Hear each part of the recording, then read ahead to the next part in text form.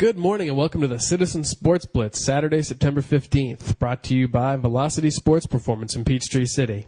Had a lot of great games last night. I went to Fayette County-Whitewater. Kevin went to Starr's Mill-Creekside.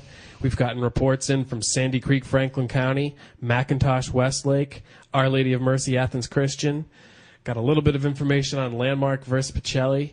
So we got a lot to talk about in a short amount of time. Now, the game of the week was the one that I went to, which was Fayette County-Whitewater. Let me tell you, I've been covering sports in Fayette County for 9 years. I've covered, I don't even know how many games at Tiger Stadium. I have never seen that place as crazy as it was last night.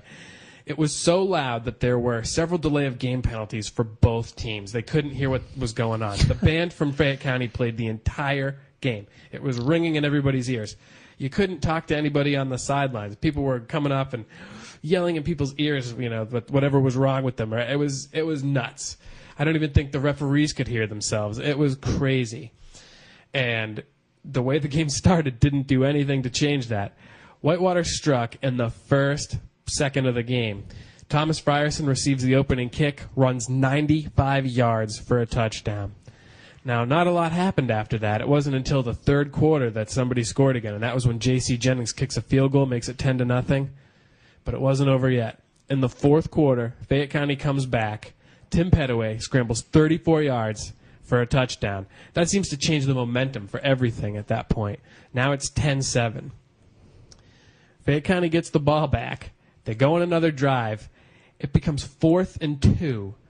4th and goal on the 2-yard line of Whitewater with about a minute and a half to go. You kick a field goal, you tie the game, you go to overtime. Coach Tommy Webb says, no way. We're going for it. Matt Daniels pounds the ball up the middle. The ball breaks the plane, but it takes the referees almost a minute to decide what happened and how. We have video of it. You can go to thecitizen.com, look at the Fayette County story, judge for yourself. They call it a touchdown. Fayette County is 3-0, and that's where we're at. It was unreal. What a gutsy play call by Tommy Webb going for the touchdown. And, you know, after the game, he said there wasn't any hesitation. He wasn't going to play for a tie. At 2 yards away, he feels like he has the strength to do it, and he puts the ball in the end zone. That team is soaring with confidence now, and you can tell. The fans are feeling it, the players are definitely feeling it, and the coaching staff believes in their players. It's great. And Matt Daniels, what is that, 6 touchdowns in 3 games now? Yes, and Whitewater, to their defense, held him in check for a lot of the game. The defense of Whitewater, Ryan Hidalgo, Chris Asbury, Zach Mann, Richard Thomas, Kyle Bowman, Ryan Fleming, they were all over the place. Hard-hitting, they really held the running game in check. But I'll tell you what another difference was. Last week, Brandon Boykin didn't do a lot against Jonesboro. He was all over the place last night.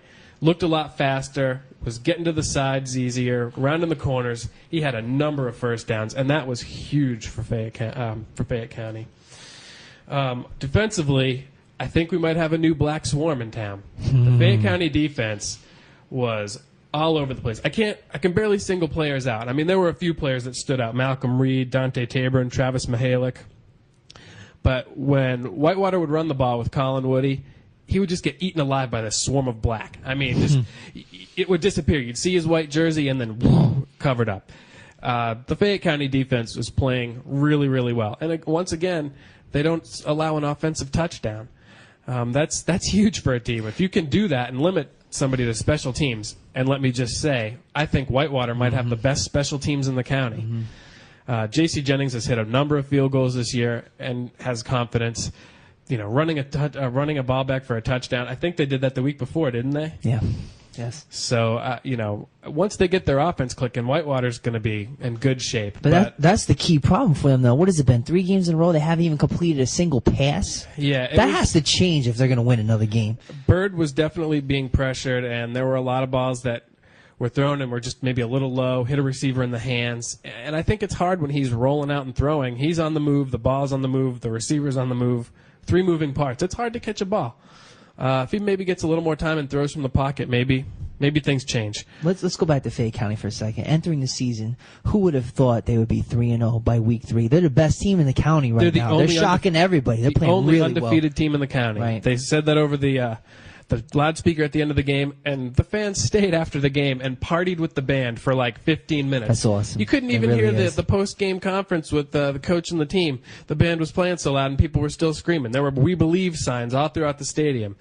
Fayette County has captured the imaginations of people in Fayetteville, and it's nice to see because this is a team that won 2 games last year, 2 games the year before. They've struggled, they've paid their dues, and I think they really believe that they have a shot at a region title and definitely the state playoffs. And there were a lot of fans calling for Tommy Webb's head at the end of last season. So not anymore. Yeah, not anymore. He's silencing all those doubters out there, all the haters. He's doing a great job over there. So that was a great game. That's where I was at. And what about you, Kevin? Where'd you go last night? I was at Creekside covering the Starr's Mill game.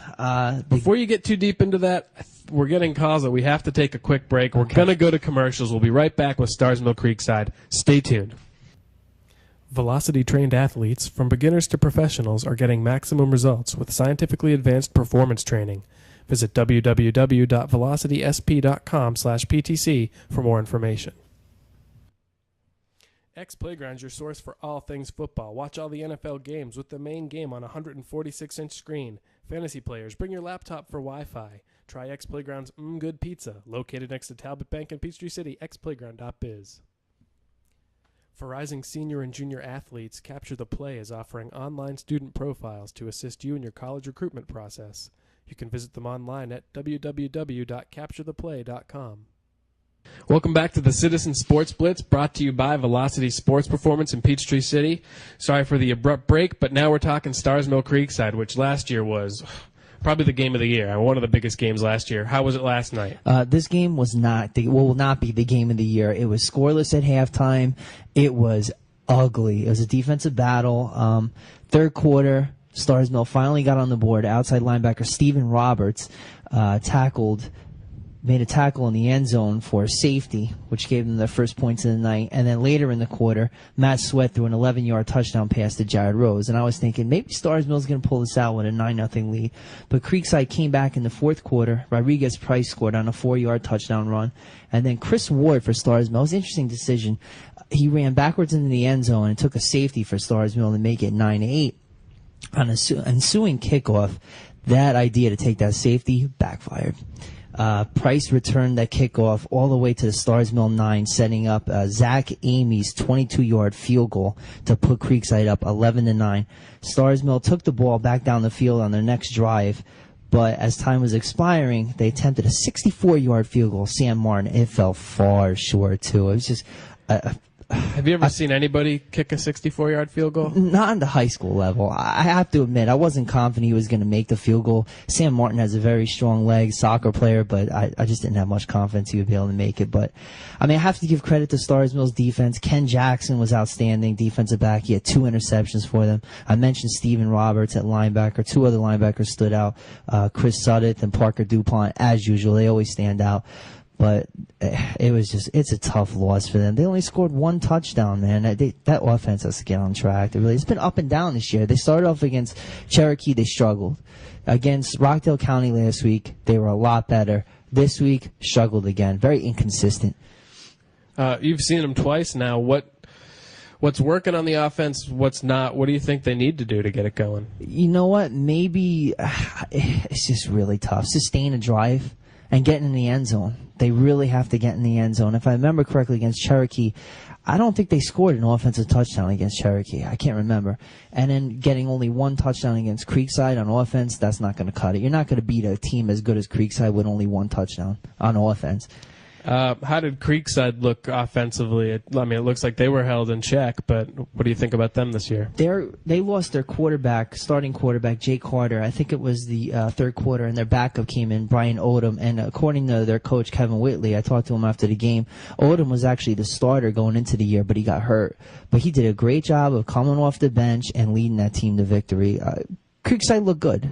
They looked good. Again, it was an ugly game, though. Neither team was really impressive, but, there was some highlights for both teams, but it was just an ugly game.